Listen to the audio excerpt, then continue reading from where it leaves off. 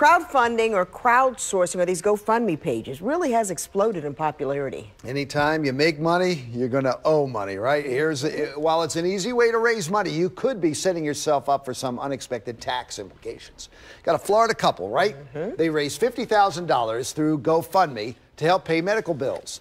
By the end of the year, the IRS, hey, you owe us $30,000 in taxes on the money that you raised. Jeez. Well, now, while GoFundMe does have it listed on their website, most donations are considered personal gifts and are not subject to income tax. It warns every situation is different and that you should consult a tax expert. The whole trigger will be the 1099 that GoFundMe sends you. Okay. Now the 1099 is out there, the IRS gets the 1099, and they're looking for that income somewhere on your return.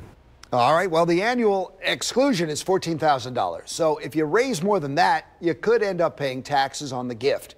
What you don't have to pay taxes on, here you go, gifts to your spouse, gifts to a political organization for its use, and tuition or medical expenses that you pay for somebody else.